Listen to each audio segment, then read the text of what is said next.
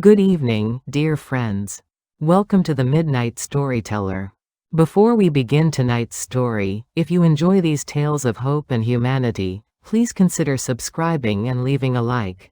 It helps us share these stories with more people who need to hear them. Your support means the world. Now, let me tell you about a broken watch. And the kindness that made it priceless. A billionaire, a waitress, a broken watch worth $50 million. He was the richest man in Chicago. Living like he had nothing. She was drowning in debt. But still gave him everything. One bowl of soup. That's all it took. While his own son tried to murder him for money, this stranger risked her life savings to keep him alive. And when the will was read in court, the son got handcuffs. The waitress got $3 billion. But this isn't a story about money. It's about the night Martha chose kindness over survival. And discovered that broken things sometimes hold the greatest treasures. Arthur's watch stopped at 315 the moment his wife died. But Martha? She made time start again. Our story begins on a cold November night in Chicago. At a place called the Moonlight Diner. Hey, waitress. This coffee is cold. Sorry, but we haven't even taken your order yet. Then hurry up and come take it. Am I the customer here, or are you? The November night in Chicago was as cold and merciless as always. The neon sign of Moonlight Diner flickered, nearing the end of its life, and inside the restaurant, cigarette smoke, cheap coffee smell, and the greasy scent of fried potatoes mixed together. Outside the window, raindrops endlessly tapped against the glass, and the streetlight glow glistened on the wet asphalt. Martha walked back and forth across the diner with swollen feet. Her uniform had stains everywhere, and the apron strings showed signs of being retied many times. The sole of her right sneaker had come apart, making a squish-squish sound with each step, but she couldn't afford new shoes. Emily's surgery costs had already emptied her savings account, and the hospital kept calling with payment reminders. The drunks at table 3 had been occupying their seats for 2 hours already. They had only ordered the cheapest item on the menu, 1 cup of black coffee each, but sat there, talking loudly and smoking cigarettes as if they were at a high-end restaurant. The ashtray was already overflowing, and several cigarette butts had fallen on the floor. As Martha approached to empty the ashtray, one of them grabbed her wrist. "Miss, give me your phone number. I'll take you somewhere nice." The man's breath reeked of strong whiskey. Martha skillfully pulled her wrist away and smiled. She had experienced such situations countless times and had learned how to handle them without showing emotion. "Sir, you can't say things like that. If there's nothing else you need, shall I bring you the check?" The man sneered and laughed again with his companions. Martha turned away from them and returned to the counter. The manager, Carl, was in the back kitchen smoking and reading the racing newspaper. He had no interest in the customers' commotion. He was only waiting for midnight to pass so his shift would end. Martha stood behind the counter for a moment, straightened her back, and took a deep breath. The wall clock showed 10:47 p.m. She still had 3 more hours to work. Her phone vibrated in her pocket. Looking at the screen, it was a text from the hospital. "Emily's surgery date has been confirmed for next Tuesday. Please deposit the remaining balance of $12,000 by Monday." Martha put her phone back in her pocket and closed her eyes. $12,000. Her bank account currently held only $3,400. Her daughter Kate was already working 2 jobs and couldn't afford to contribute more money either. Martha briefly felt like she was going to collapse but managed to pull herself together and retied her apron. She wanted to cry, but even tears were a luxury she couldn't afford. Just then, the restaurant entrance bell rang, ding-a-ling. The door opened, and cold wind rushed in along with rainwater. Martha looked up, and there stood an old man soaked to the bone. He wore a worn tweed jacket with frayed elbows and shoulders completely drooped from the rain. Water droplets dripped from his old fedora, and his face was pale. Manager Carl came out from the kitchen, frowning. Ah, he's here again. Martha, that old man smells, so seat him in the corner. Don't upset the other customers. Martha quietly nodded and picked up a menu to approach the old man. The old man was a regular named Arthur.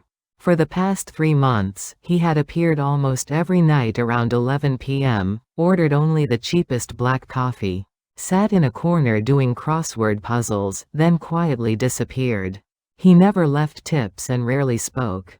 Other waitresses called him, "that homeless guy who just kills time," but Martha sensed something different in his eyes. Whether it was sadness or loneliness, she couldn't tell exactly, but that look was similar to what she felt when she looked at her own eyes in the mirror.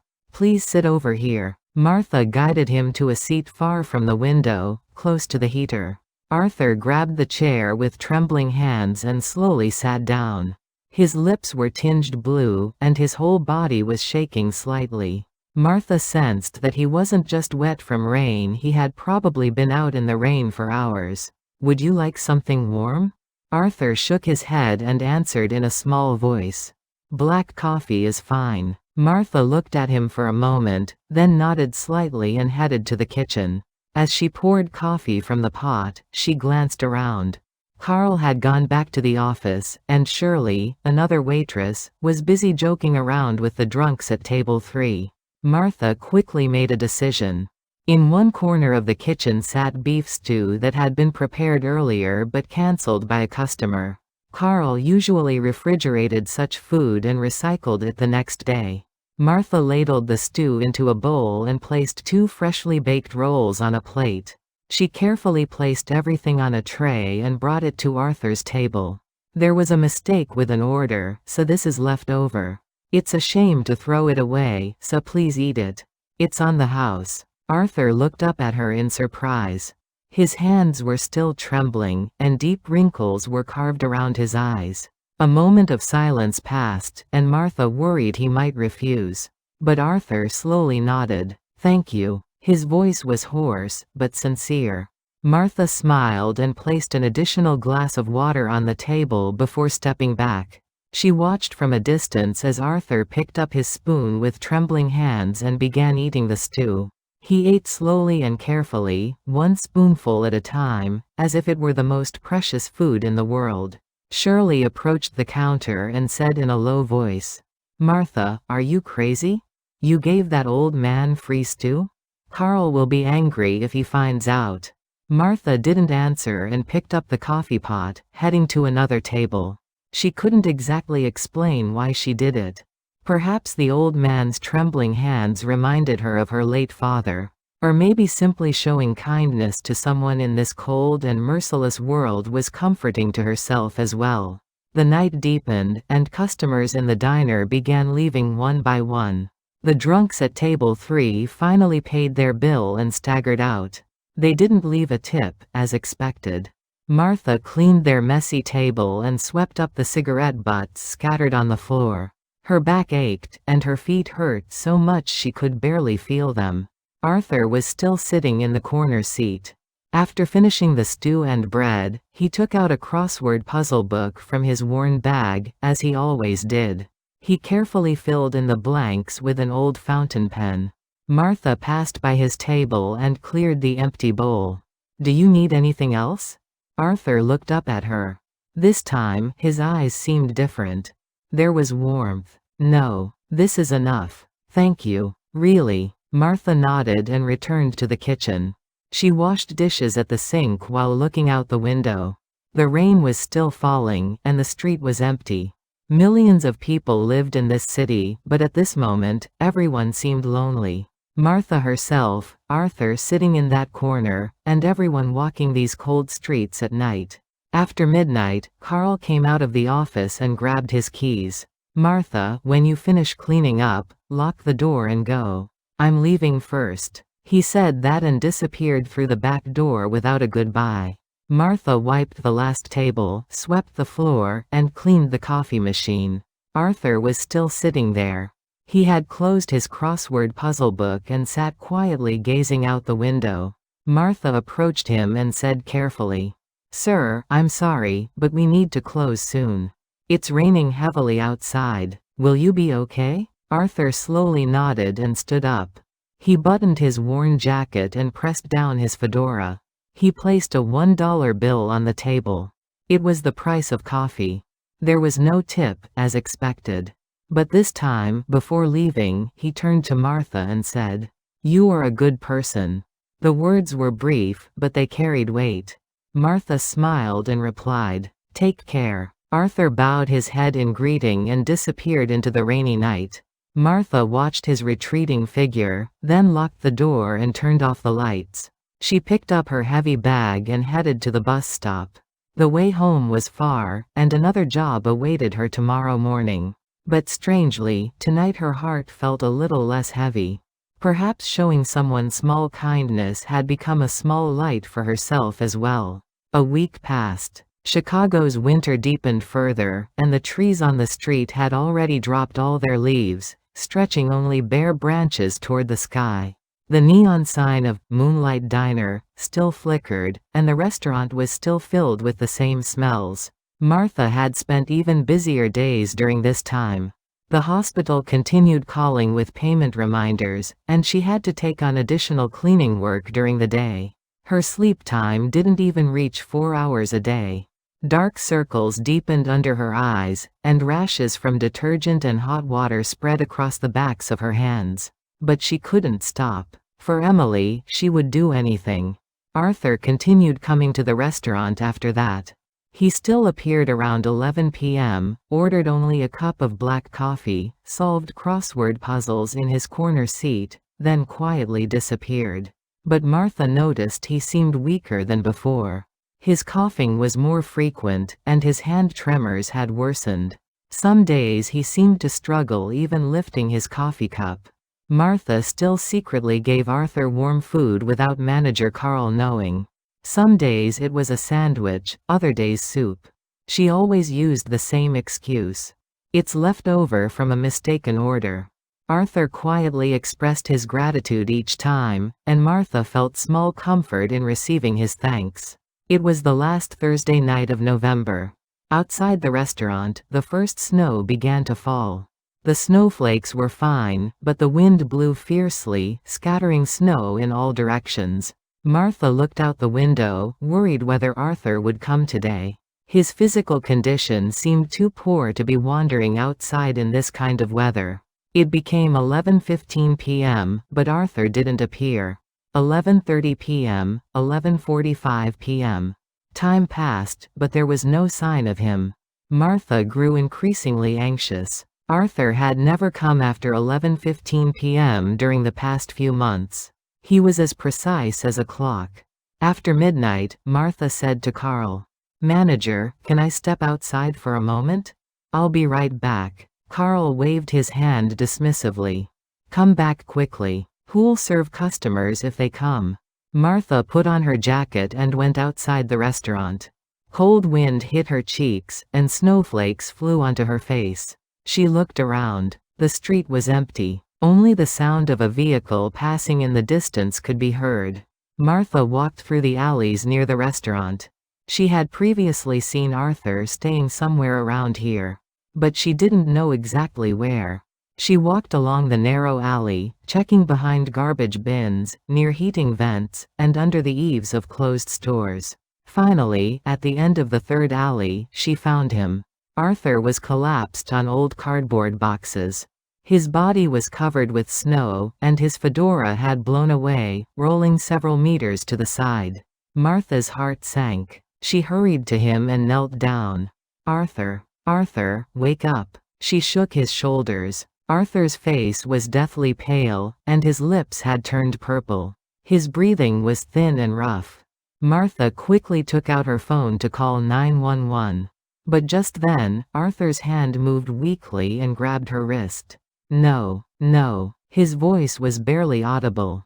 Martha leaned her ear close to listen. "Hospital. No, no money." Martha hesitated for a moment. But she soon made a decision. She put her phone in her pocket and tried to help Arthur up. He was light as if only bones remained, but her strength alone wasn't enough. She looked around and spotted a young man working at a nearby 24-hour convenience store and asked for help. Together they managed to get Arthur up, and Martha leaned him against her shoulder. She slowly, carefully took him back to the restaurant. Carl stood at the door with his arms crossed. "Martha, what are you doing? Why are you bringing that homeless guy here? Manager, please. He's really sick. Just let him stay somewhere warm." Carl frowned. "This isn't a charity. That guy smells and is dirty.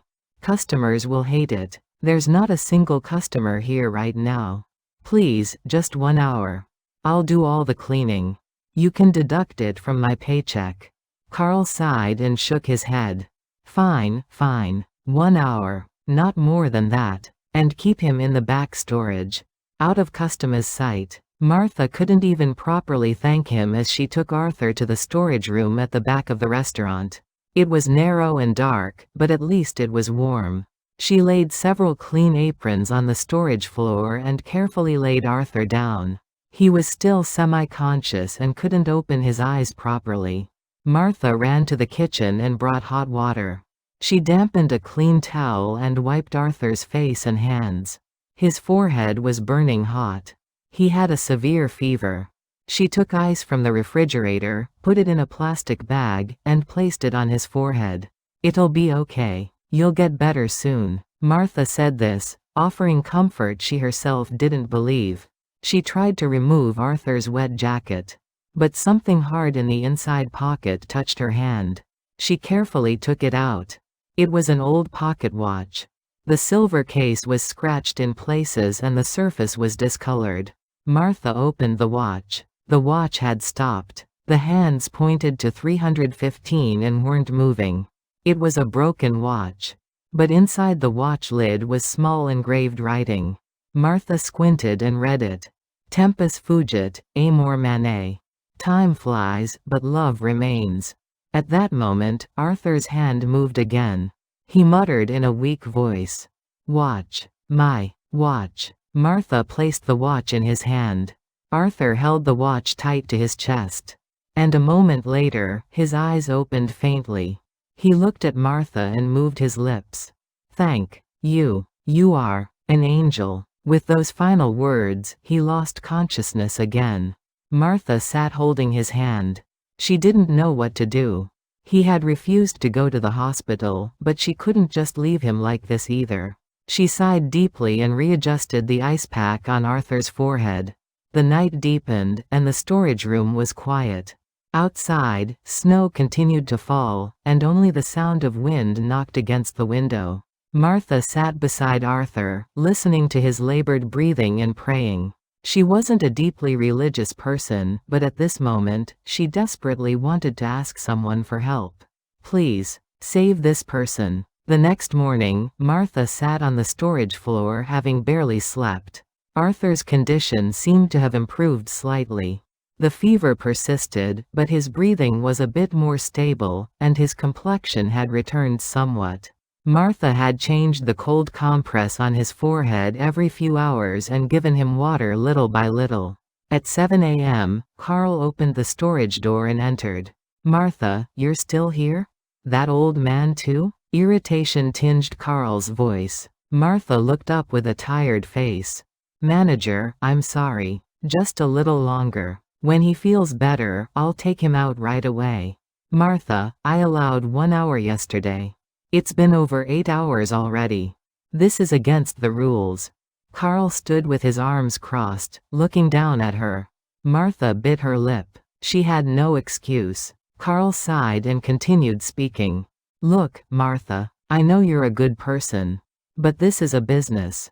Not a charity. If the health department comes because of that old man, we could get shut down." I know, manager. I'm really sorry. Please give me a little more time. I'll take responsibility." Carl shook his head. "Until this evening. By then, take that old man out. Otherwise, I'm calling the police." He said that, slammed the door, and left. Martha forced her collapsing shoulders to straighten and looked down at Arthur. He was still sleeping. His face looked peaceful. Martha asked herself why she was doing this. She had mountains of problems that needed solving immediately. Emily's surgery costs were still insufficient, and the hospital kept sending reminders. She herself hadn't paid last month's rent yet, and the electricity bill had a late payment stamp. She couldn't afford to help someone else.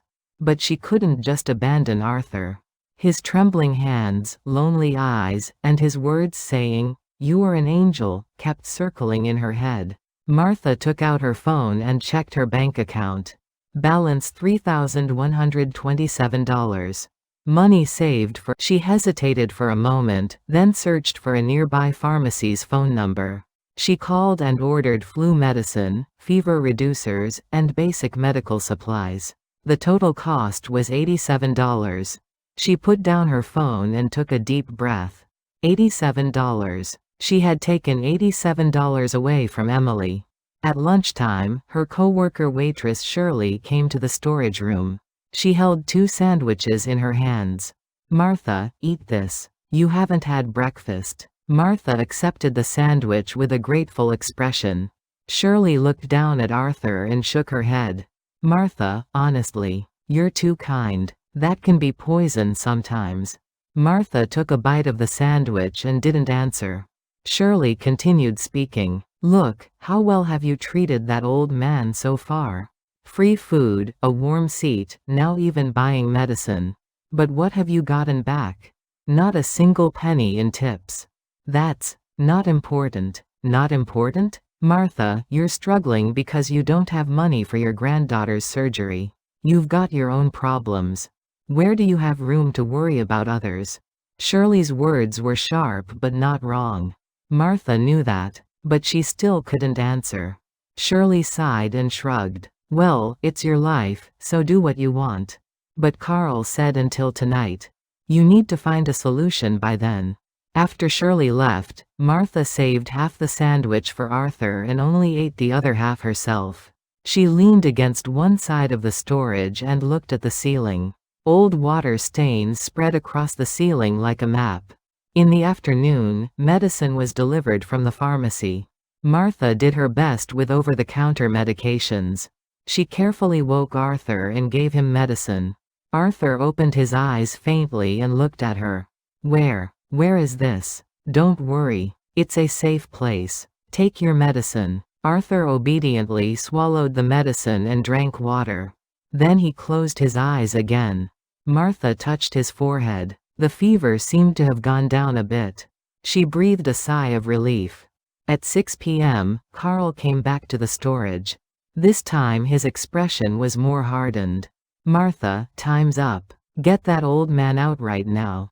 Manager, please. He still can't even walk." "That's not my problem. Call 911 and send him to the hospital, or you take him out." Martha bit her lip and looked down at Arthur. He was still weak and trembling. Going to the hospital required money, and she didn't have that money. Or more precisely, she would have to use money saved for Emily. Martha made a decision. She slowly nodded. "Okay, I'll take him out." Carl nodded with a satisfied expression and left. Martha took out her phone and called a taxi. Then she carefully woke Arthur. "Arthur, you need to get up. We can't stay here." Arthur opened his eyes with difficulty. His gaze was still hazy but seemed a bit clearer. "Sorry, I'm causing trouble." "No, it's okay. I have a place to take you." Martha helped him stand and put his worn jacket back on him. Arthur could barely stand by leaning on her shoulder. Martha took him out through the restaurant's back door. A taxi was waiting outside. She told the taxi driver her apartment address. The driver frowned at Arthur's appearance but fortunately didn't refuse. Martha got Arthur into the back seat and sat next to him. As the taxi started, Martha looked out the window. The streets were crowded, and people walked busily. Everyone was absorbed in their own lives. No one cared about the 2 people in this taxi. Martha suddenly realized, this world is truly a lonely place. Arthur leaned against her shoulder, quietly breathing. Martha held his hand. That hand was cold and trembling. But strangely, holding that hand made Martha herself feel a little less lonely too. The taxi slowly crossed through the city at night. And Martha still wasn't sure what she was doing or whether this was the right choice. But she kept moving forward. Because stopping meant giving up. Martha's apartment was on the third floor of an old building in South Chicago. The elevator had been broken for a long time, and the fluorescent lights in the hallway flickered, emitting unstable light. Martha supported Arthur as they slowly climbed the stairs. With each step, Arthur gasped for breath and leaned more heavily on Martha's shoulder. When they reached the third floor, Martha was drenched in sweat.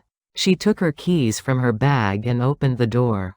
Inside the apartment was small and dark. The studio space contained only an old sofa, a small dining table, and a bed. The wallpaper was peeling in places, and cold air leaked through the window gaps. Martha carefully laid Arthur on the sofa. She brought a blanket from her bed and covered him. Arthur curled up small under the blanket and was still trembling. "Hang in there. It'll get warm soon." Martha turned on a small electric heater and placed it close to Arthur. Then she went to the kitchen and boiled water. She took chamomile tea from the cupboard and put it in a cup. When the water boiled, she steeped the tea and brought it to Arthur. "Drink this. You'll feel better." Arthur received the cup with trembling hands.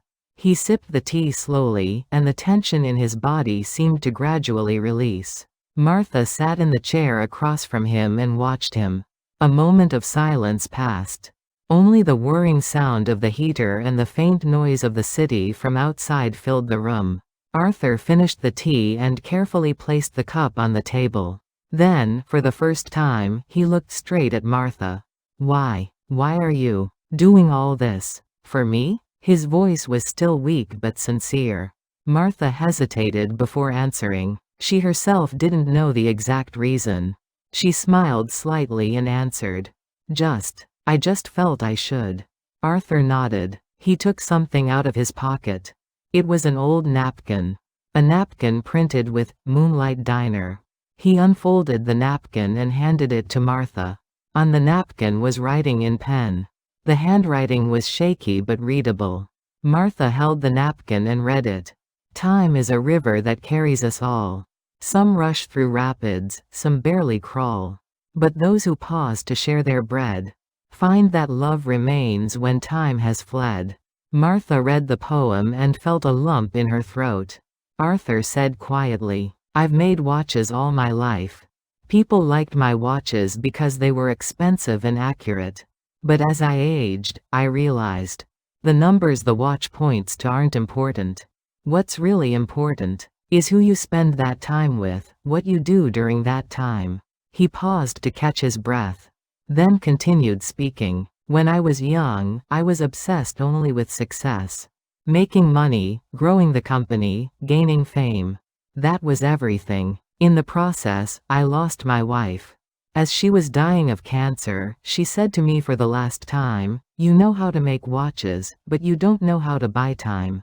Tears welled up in Arthur's eyes. He wiped away the tears with trembling hands. She was right. It was only after she left that I realized everything. But it was already too late. I had everything, but nothing truly precious. Martha listened quietly to his words. Arthur continued his story. "So I abandoned everything. The company, the money, the honor. I went to the streets. I wanted to live the lowest, simplest life and learn again what was truly important." He looked at Martha. "And I met you. You gave a warm meal to an old man like me while living a difficult life yourself. You showed kindness without expecting anything in return. You gave me the most precious thing. Time and attention." Martha shook her head. "No, I just did what I had to do." "No." Arthur's voice was firm. "You are special. There are countless people in this world, but few truly care for others. You are one of them." Martha couldn't find words to answer. Arthur took out something else from his pocket. It was that broken pocket watch. He handed the watch to Martha. "Please accept this." Martha waved her hands in surprise. "No, this is an important item. That's why I'm giving it to you. This watch is the last gift my wife gave me. When she gave me this watch, she said, "This watch is broken. But that makes it perfect. Because this watch will forever point to that moment we loved." 315. Arthur placed the watch in Martha's hand.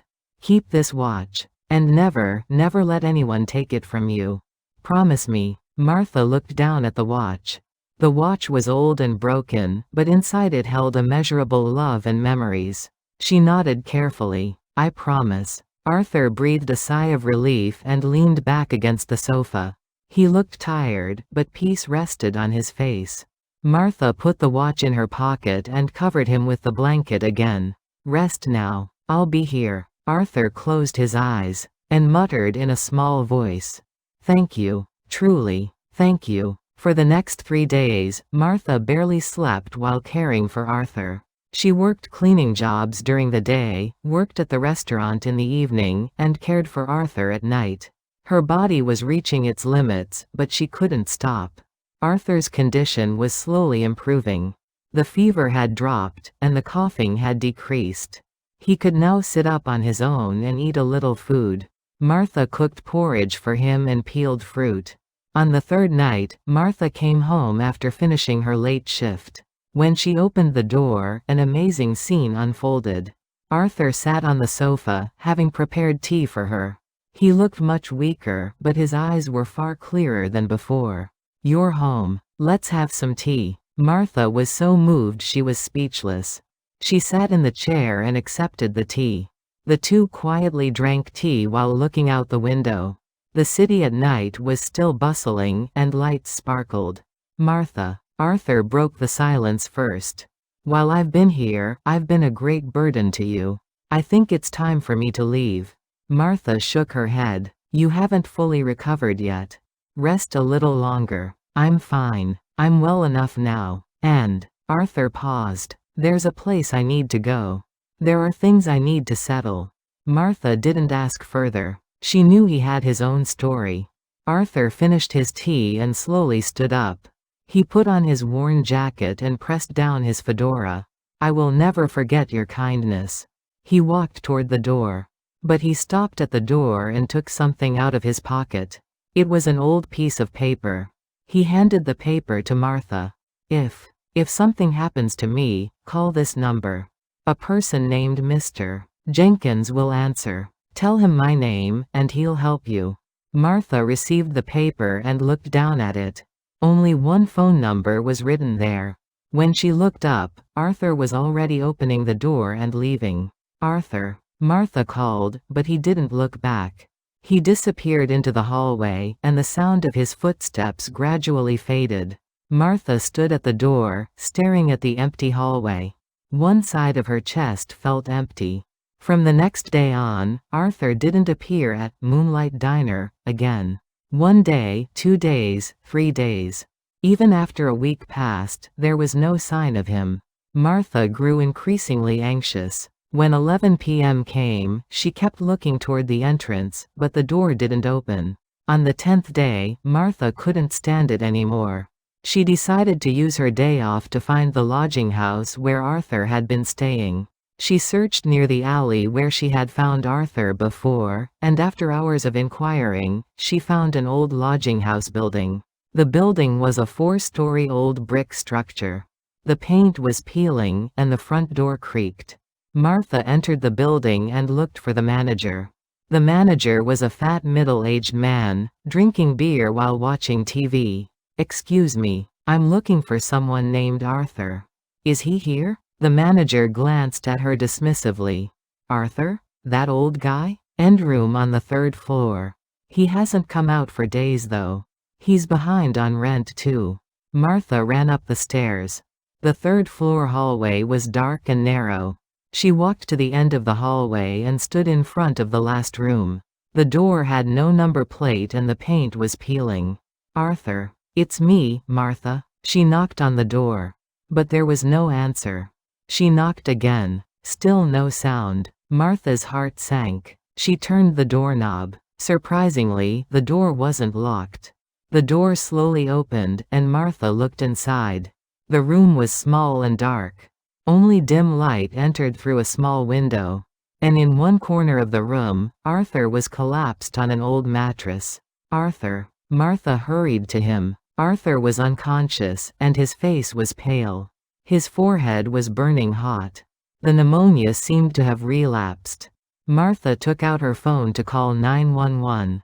But just then, Arthur's hand moved weakly and grabbed her wrist. He opened his eyes with difficulty and spoke in a faint voice. "No, no, hospital, no. But Arthur, you're really in danger. Please, watch." The watch, Arthur muttered in his semi-conscious state. He pointed to the inside of his jacket. Martha carefully opened his jacket. Inside was another pocket watch. Or more precisely, it wasn't a watch but a small metal case shaped like a watch. Arthur pressed it into Martha's hand. "This. Never. Let them. Take it." Who do you mean?" But Arthur couldn't answer. He lost consciousness again. Martha put the metal case in her pocket and didn't hesitate any longer. She called 911. 911, what's your emergency? Someone has collapsed. Please come quickly.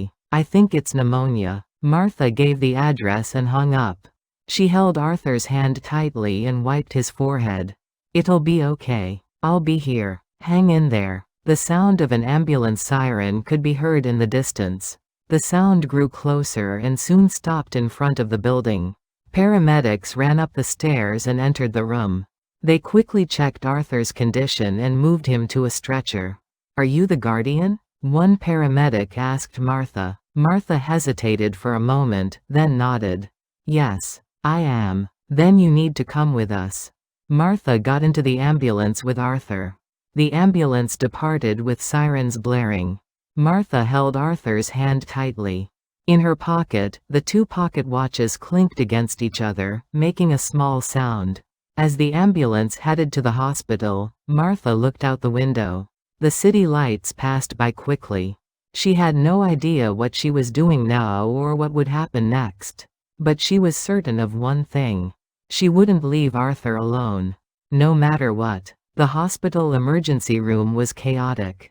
Patients' groans, the hurried footsteps of medical staff, and the alarm sounds of machines mixed together to create a confusing symphony. Martha sat in a plastic chair in the waiting room, hands clenched tightly, waiting. Her clothes were still her restaurant uniform, and her hair was disheveled. 2 hours later, a doctor came out. He was a tired-looking middle-aged man who pulled his mask down to his chin and approached Martha. "Are you the patient's guardian?" "Yes, I am." The doctor looked down at his clipboard and explained. "The patient has severe pneumonia and dehydration symptoms. Given his age and weakened immune system, he'll need at least a week of hospitalization. He's stable now but requires continuous monitoring." Martha breathed a sigh of relief. "So, he can recover? With proper treatment, recovery is possible. But..." The doctor paused. "He doesn't have insurance. The hospitalization and treatment costs will be substantial. You'll need to consult with the billing office." After the doctor left, Martha went to the billing office. The clerk coldly tapped on a calculator and said, "Based on a 1-week stay, the estimated cost is about $15,000. You need to deposit at least $5,000 as a down payment." Martha felt suffocated. $5,000. Her bank account had less than $3,000 remaining. Money saved for Emily's surgery. "What is your relationship to the patient?" "I'm a friend." The clerk looked at her with suspicious eyes. "We need the patient's identification. Do you have an ID card or insurance card?" Martha shook her head. She hadn't found any ID in Arthur's belongings. The clerk sighed. "Then we'll register him as an unidentified patient for now. But someone needs to cover the costs." Martha took out her wallet with trembling hands. She pulled out a credit card and placed it at the window. The clerk took the card and inserted it into the machine. After a moment, the machine beeped. "I'm sorry. The transaction was declined due to exceeding the limit." Martha pulled out another card. But the result was the same. She tried all 3 cards, but all were declined. The clerk said with a sympathetic yet indifferent expression, I'm sorry. If you can't pay the down payment, we'll have to transfer the patient to a public hospital. No. Please, just wait a little. I'll get the money. Martha barely managed to say the words. The clerk checked the clock. If you deposit by tomorrow morning, that's fine. Until then, we'll only proceed with emergency treatment. Martha nodded and staggered out of the billing office. She sat down on a hallway bench and covered her face with her hands. She didn't know what to do. She thought about calling her daughter Kate, but Kate was already drowning in debt. She thought about borrowing from friends, but she had no friends who could lend $5,000. Then she remembered the piece of paper in her pocket. The phone number Arthur had given her. Mr. Jenkins. She hesitated, but there was no other option. She took out her phone and dialed the number. After 3 rings, a low, calm male voice answered. Hello, Jenkins speaking. My name is Martha. Mr. Arthur gave me this number. There was a moment of silence on the other end of the line. Then the tone of voice changed. You know Mr. Arthur? Where are you now? Chicago Memorial Hospital. Mr. Arthur was admitted with pneumonia. But the hospital bills. I'll come right away. Please don't do anything and wait. The call ended. Martha put down her phone, confused. Who was Mr. Jenkins? Why did he react so urgently? 30 minutes later, a black Mercedes-Benz stopped at the hospital entrance. A man in a sophisticated gray suit got out.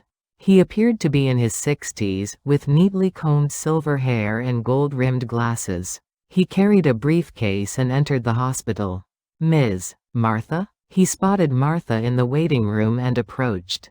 Martha stood up in surprise. Yes, I'm Martha. I'm Jenkins, Mr. Arthur's attorney and friend. He greeted her politely. Martha was puzzled by the word, Mr. Jenkins read her expression and smiled slightly. You must be very surprised. I'll explain later. First, let me see Chairman Arthur. Jenkins went to the nurse's station and exchanged a few words, then called for a doctor. He pulled out a business card from his briefcase and handed it to the doctor. The doctor's eyes widened as he looked at the card. Jenkins and Associates. Ah, yes. I understand. Jenkins took out a credit card and went to the billing office. 5 minutes later, all costs were settled. He returned to Martha and said, You don't need to worry now. I've taken care of all the expenses.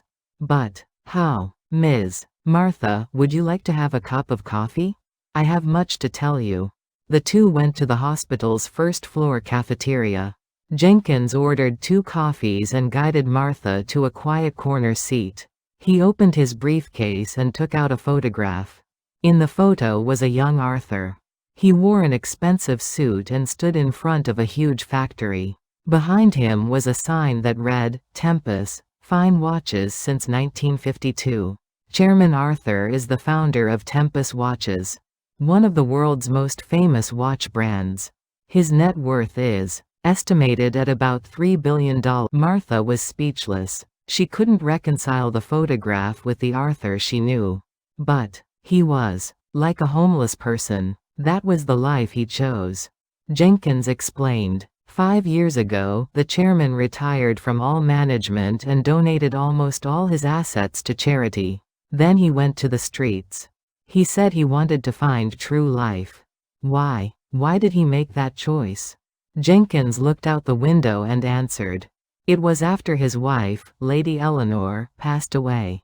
Before she died of cancer, she told the chairman, You know how to make time, but you don't know how to buy time. Martha recalled what Arthur had told her. It was the same story. But there was one problem. Jenkins's expression darkened. The chairman had an adopted son. A man named Victor. The chairman adopted him from an orphanage when he was young. But Victor grew up to be a bad person. Gambling, extravagance, violence. He only sought the chairman's wealth.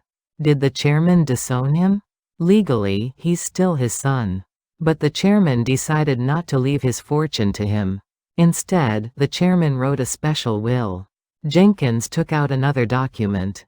According to this will, All of the chairman's assets are to be inherited by the person who showed the most genuine kindness when he was most in need. Martha felt suffocated. Jenkins looked straight at her. Ms. Martha, I believe that person is you. Just then, commotion arose at the cafeteria entrance. Several men in expensive suits entered. At their head was a man who appeared to be in his 40s, handsome but with cold eyes. He looked around the cafeteria and spotted Jenkins. Jenkins, so you were here, he shouted loudly and approached. Jenkins sighed and stood up. Victor, how did you? My father was admitted to the hospital. Did you think I wouldn't know? Hospital records can all be tracked. Victor stood in front of the table. He looked Martha up and down with a contemptuous expression. Who's this woman? A waitress? Martha flinched at his attitude. Jenkins stepped in front. Victor, be polite. This is someone who helped the chairman.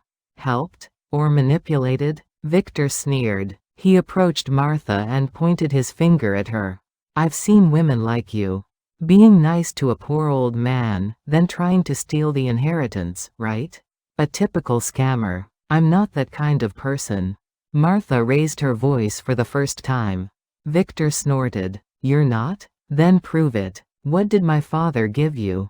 Martha bit her lip. In her pocket were the 2 pocket watches Arthur had given her. But she instinctively felt she shouldn't mention them. Arthur had said, never let them take it.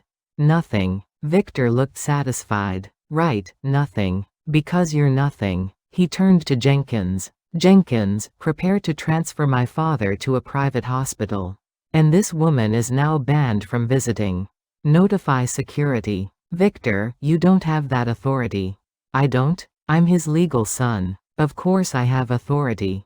As the two raised their voices, other people in the cafeteria began staring. Victor gave Martha a final warning. Stay away from my father. Don't approach him again. Otherwise, I'll call the police. I can sue you for theft and fraud. He said that and left with his subordinates. Martha sank into her chair. Her hands were trembling. Jenkins placed his hand on her shoulder. Ms. Martha, don't worry. Victor can only threaten, but he can't actually do anything. Once the chairman regains consciousness, everything will be sorted out. But Martha couldn't shake her anxiety. She fingered the pocket watches in her pocket. What exactly was contained in these watches? Why had Victor threatened her so intensely? As the night deepened, Martha realized she was caught up in something much bigger than she had anticipated. The next few days were a nightmare for Martha. Victor pressured the hospital as he'd said, and Martha was banned from entering the ICU. She stood in the hallway, watching Arthur's room from a distance, feeling helpless. Jenkins said he was preparing legal action, but it would take time. Martha still had to work at the restaurant. Manager Carl complained about her absences for several days and threatened to cut her pay. Martha couldn't say anything and worked with her head down. On the third night, as Martha was taking out the trash in the back alley of the restaurant, a black SUV stopped. Two men got out of the car.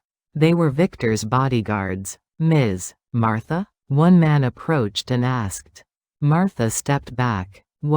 What are you doing, mister? Victor would like to speak with you. I have nothing to say to him. As Martha tried to turn around, the other man grabbed her arm. His grip was strong. Are you ignoring Mr. Victor's request? Just get in the car. It'll only take 5 minutes. Martha resisted, but they practically dragged her into the car. Inside sat Victor. He held a whiskey glass and looked down at Martha. Hello, Ms. Martha. Surprised? I'm sorry, but there was no other way. The car started. Martha looked tensely out the window. The car was heading toward downtown. Where are we going? Let me out. Calm down. We're going to my office. I want to talk more comfortably. I have nothing to talk about with you. Victor sipped his whiskey and laughed. You might think so, but you'll change your mind after hearing my offer. The car stopped in front of a high-rise building. At the entrance, a golden sign reading, Victor Enterprises, shone brightly. Martha was practically dragged into an elevator and taken to the top floor. Victor's office was luxurious. The floor was marble, and expensive paintings hung on the walls. Through the huge windows, Chicago's night view spread out. Victor sat behind his desk and pointed to the chair across from him. "Sit down." Martha hesitated, then perched on the edge of the chair. Victor pulled out a checkbook from his drawer. "Ms. Martha, let's be honest. You need money, right? I heard you're struggling with your granddaughter's surgery costs." Martha looked at him in surprise. Victor smiled. "I investigated you. Emily, 7 years old, congenital heart disease. Surgery costs about $50,000. You currently don't have even a tenth of that." Martha bit her lip. Victor picked up a pen and began writing something on a check. "Let me make you an offer. Here's a check for $100,000. He slid the check toward Martha. Martha looked down at the check. It really said $100,000. "With this money, you can pay for Emily's surgery, your rent, your debts, everything. Money you could never earn even working hard your whole life." "What's the catch?" Martha asked quietly. Victor looked satisfied. "It's simple. Give me everything you received from my father. And sign a document renouncing all rights to the inheritance." "I didn't receive anything. Don't lie." Victor's voice turned cold. "My father must have given you something. A watch, documents, something. Give it to me." Martha thought of the pocket watches in her pocket. Arthur's voice echoed in her ears. "Never let them take it. I really have nothing." Victor seemed to lose patience and stood up. He approached Martha and looked down at her threateningly. "Ms. Martha, do you know what happens if you don't cooperate? I can sue you for theft and fraud. Making evidence isn't difficult. You'll go to prison. Then who'll take care of Emily?" Martha felt suffocated. Victor continued pressing. "Or there's an easier way. Your daughter Kate, she has a lot of debt too. If I buy up those debts, Kate will go bankrupt. Emily will end up in foster care. You really, a villain?" "I know," Victor sneered, "but this is reality. Someone like you can't win. So act wisely. Take this check and sign the papers. Then everyone ends up happy." Martha picked up the check with trembling hands. $100,000. Money that could save Emily. Money that could solve all problems. Her fingers gripped the check. But at that moment, she thought of Arthur's face. His trembling hands eating stew. His voice saying, "You are an angel." And lastly, his plea, "Never let them take it." Martha slowly raised her head and looked at Victor. Then she tore up the check. "No." Victor's face hardened. "What did you say?" "I can't betray Arthur. There are things money can't buy." Martha stood up. Her legs trembled, but her voice was firm. "Whether you sue me, threaten me, I don't care. I'll do what I think is right." Victor stared at her silently for a moment. Then he suddenly started laughing. It was a cold, mocking laugh. "Fine. Your choice. You'll regret it." He gestured to his bodyguards. "Take this woman out." And he approached Martha and whispered in her ear. "Tomorrow you'll lose everything. Your job, your home, and even Emily." Martha didn't respond. She raised her head and left the office. Taking the elevator down to the first floor, her legs gave out. She sat on a bench outside the building and covered her face with trembling hands. What had she just done? She'd rejected $100,000. Money that could save Emily. Was she crazy? But strangely, there was a small peace in one corner of her heart. She knew she had done the right thing. Even if the price was high. She took the pocket watch from her pocket and looked down at it. The watch still pointed to 315. Stopped, but filled with love. And Martha would protect that love. No matter what. The next morning, as soon as Martha arrived at the restaurant for work, manager Carl called her in. 2 police officers stood in the office. "Martha, these gentlemen want to talk to you." One officer stepped forward. "Are you Ms. Martha Johnson?" "Yes. But what's this about?" You need to be investigated for theft and elder abuse charges. Will you come with us? Martha's vision went dark. Victor had actually filed charges. The officers took her to the police station and interrogated her for hours in an investigation room. Have you ever received money or valuables from Mr. Arthur Templeton? No. Then how do you explain the pocket watches? Martha felt suffocated. How did they know about the watches? The officer presented documents. According to Mr. Victor Templeton's statement, you stole valuable pocket watches from Mr. Arthur's possessions when he was unconscious. Is that true? I didn't steal them. Arthur gave them to me. Do you have proof? Martha couldn't answer. There was no proof, only the truth that she and Arthur knew. After hours of investigation, Martha was released for now. But the police warned that the case was still under investigation and she could be summoned again at any time. Martha staggered out of the police station. To make matters worse, when she returned to the restaurant, Carl was waiting for her. Martha, sorry, but you're fired. I can't keep an employee being investigated by police. Bad for reputation. Manager, please. I didn't do anything wrong. Look, Martha, I'm running a business. Understand. Martha couldn't say more. She gathered her belongings from her locker and left the restaurant. Outside was cold, and snow began to fall. She called Jenkins. Mr. Jenkins, I was investigated by police. And I got fired. What should I do? Calm down, Ms. Martha. I'll come right away. Where are you? Martha gave him the address and hung up. She walked through the snowy streets, feeling everything collapse. She'd lost her job, would soon lose her home. And Emily's surgery costs were still insufficient. 30 minutes later, Jenkins's car arrived. Martha got in, and Jenkins took her to his office. The office was upscale, with one wall full of law books. Ms. Martha, sit down. Have some warm tea. Jenkins handed her tea and sat across from her. I expected Victor to sue you. But don't worry. Without evidence, they can't prosecute. But I really do have the watches. Doesn't that count as evidence? Not necessarily. If Chairman Arthur gave them to you, they're gifts. Not theft. But Arthur is unconscious. He can't testify. Jenkins thought for a moment, then leaned forward. Ms. Martha, may I ask you something? What exactly are the watches the chairman gave you? Martha hesitated, then took the two pocket watches from her pocket. One was the stopped watch, the other was the watch-like metal case. Jenkins looked at the two watches and his eyes widened. I've heard about these watches. What do you mean? Jenkins carefully examined the stopped watch. This watch is the last gift Lady Eleanor gave to the chairman. It's his most cherished possession. And this other one. He picked up the metal case. This isn't a watch. This is a special device. What kind of device? Jenkins examined the case closely. The case had small grooves and buttons. The chairman made watches all his life. And in that process, he developed special techniques.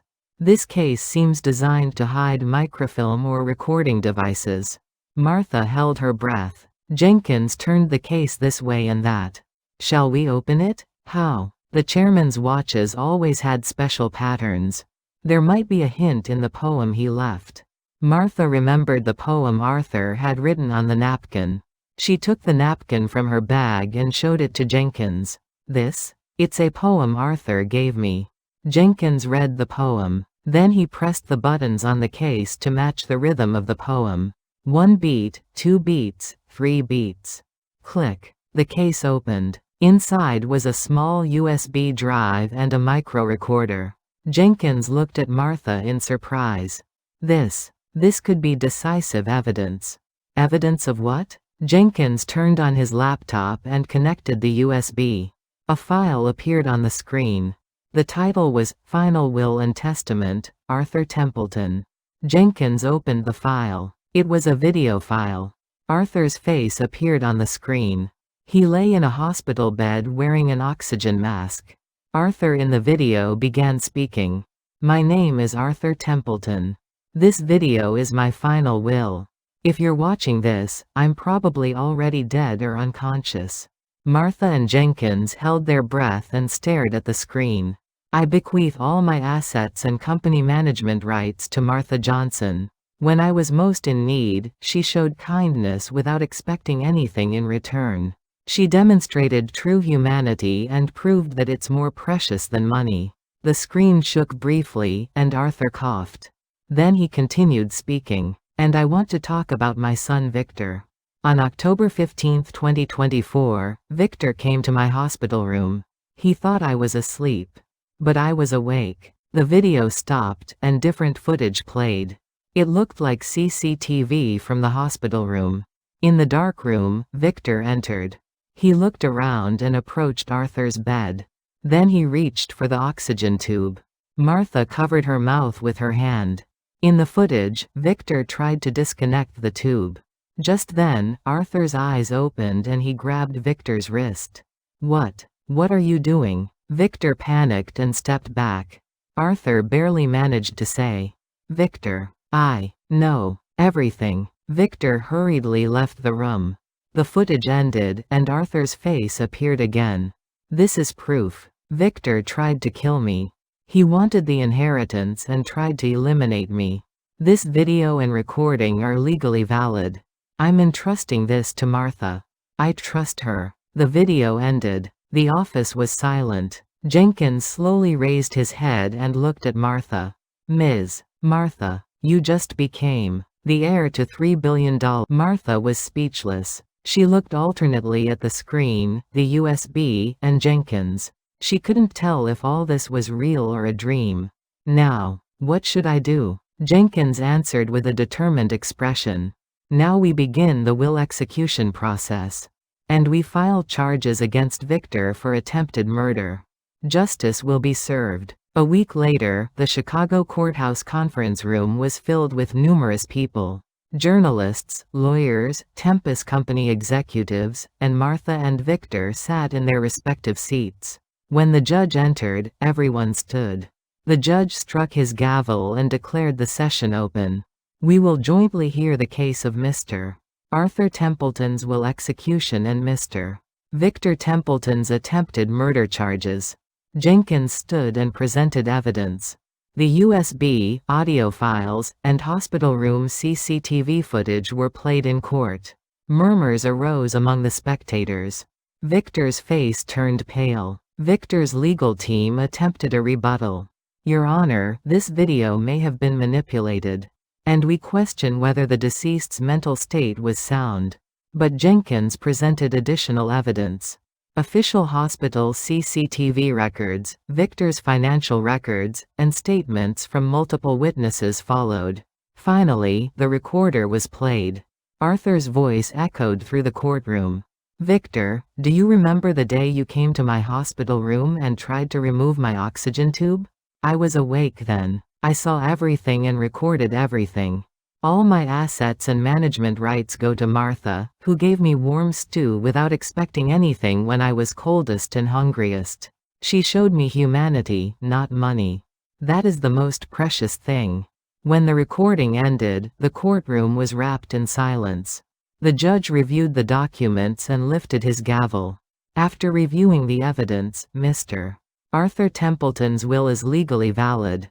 Therefore, all assets are inherited by Ms. Martha Johnson, and Mr. Victor Templeton is indicted on attempted murder charges and is immediately detained." The gavel came down. The courtroom became noisy. Police approached Victor and handcuffed him. Victor shouted, "This isn't fair. That woman is a scammer. She manipulated my father." But no one listened to him. The police dragged him out of the courtroom. Martha sat in her seat, still looking around in disbelief. Jenkins approached and extended his hand. "Congratulations, Ms. Martha. You won." Martha took his hand and stood up.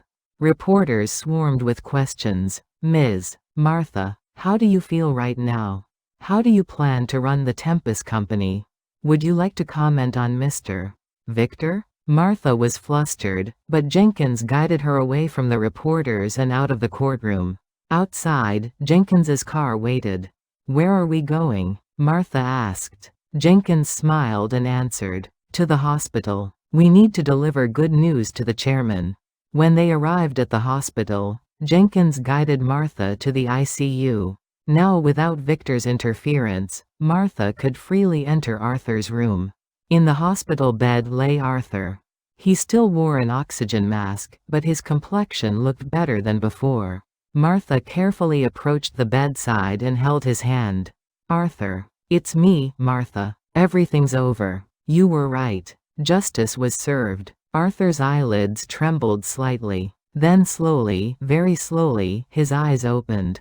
He looked at Martha and smiled slightly. "Martha." His voice was weak but warm. "Thank you." Martha's eyes welled with tears. She held Arthur's hand tightly. "No, I should be thanking you. You gave me such a great gift." "No." Arthur shook his head. "You gave me a greater gift. Your kindness." He couldn't finish speaking and closed his eyes again. But this time it was a peaceful sleep. A doctor entered and checked Arthur's condition. "He's recovering. Consciousness has returned, and vital signs are stable. He should make a full recovery soon." Martha breathed a sigh of relief. Everything was truly over. The next day, Martha visited the hospital where Emily was admitted. She went to the billing office and said, "I'd like to pay Emily Johnson's surgery costs in full." The clerk checked the amount and said, "The total is $47,500. Martha took out the credit card Jenkins had given her. As an heir, she now had access to all of Tempest Company's assets. After the payment was completed, Martha headed to Emily's room. Emily lay in bed looking at a picture book. Her face was pale, but her eyes sparkled. Seeing Martha, Emily smiled brightly. "Grandma." "Emily, my princess." Martha hugged her granddaughter. She stroked Emily's hair and said, "I have good news. Your surgery can happen next week. And you don't need to worry anymore. Everything will be okay." Emily looked up at her grandmother and asked, "Grandma, why are you crying?" Martha was crying without realizing it. But these weren't tears of sadness. They were tears of relief and gratitude. "Because I'm happy, princess. Really happy." 3 months later, Emily's surgery was successfully completed, and she recovered healthily. Arthur also left the hospital and stayed at a comfortable nursing home Martha had arranged. Martha became the new chairman of Tempest Company. At first, everything was unfamiliar and difficult.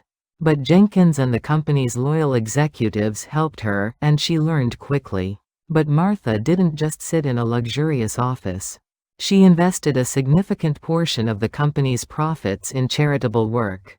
Homeless shelters, free soup kitchens, children's hospitals. She wanted to help others avoid the pain she had experienced. And most importantly, she acquired Moonlight Diner. Manager Carl received appropriate compensation and retired, and Martha completely remodeled the restaurant.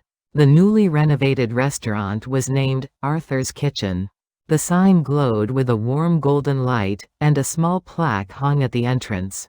"In memory of Arthur Templeton, who taught us that the greatest wealth is kindness." The restaurant still operated 24 hours. But now there was a special rule. From 11 p.m. to 6 a.m., free meals were provided to people in need. The homeless, night shift workers, the economically disadvantaged. Everyone was welcome. Martha still occasionally came to the restaurant to serve personally. Instead of fancy clothes, she wore a clean apron, smiled at customers, and poured coffee. One winter night, Martha was cleaning the window seat. It was the seat where Arthur always sat. Martha wiped the table and placed a cup of warm coffee there. Every night, she prepared coffee at that seat, remembering Arthur, and holding hope that he might return someday. Just then, the restaurant door opened. The bell rang, and cold wind rushed inside. Martha looked up. There stood Arthur. He no longer wore the worn tweed jacket. He wore a clean coat, and the fedora was new too. But his eyes were still warm, and his smile was still gentle. "Is there a seat available?" Martha's eyes welled with tears. She approached Arthur and guided him to the window seat. Of course. Your seat is always here. Arthur sat down and smiled at the coffee on the table. You still remember. How could I forget? Martha sat across from him. The two looked at each other silently for a moment. Thank you, Martha. Arthur spoke first. You changed my life. You made me believe in humanity again. No, Arthur. You changed my life. Without you, I'd still be struggling in despair. Arthur shook his head. We saved each other. That's the true power of kindness. He took something from his pocket. It was a newly made pocket watch. But this time it wasn't broken. The watch was working perfectly. I want to give you this. Arthur handed the watch to Martha. Martha opened the watch. Inside the watch lid was a new inscription. Tempus fugit, amor manet, benitas perpetua est. Time flies, but love remains, and kindness is eternal. Martha held the watch to her chest. Then she looked out the window. Snow was falling in the street, and people walked busily. But now the street no longer looked only cold. Inside the restaurant, various people were having warm meals. Some alone, some with friends. But everyone was welcomed and respected here. Martha realized. True legacy isn't the numbers in a bank account. True legacy is the seed of kindness planted in someone's heart. And that seed would continue to grow and spread to more people. At 11 p.m., the lights of Arthur's kitchen still shone brightly. That light was a lighthouse for all those lost in darkness. And that light would never go out. Because kindness is eternal. Thank you for listening. If this story moved you, please leave a like and subscribe for more. Your support helps me continue sharing these voices. Until next time, take care of yourselves and each other.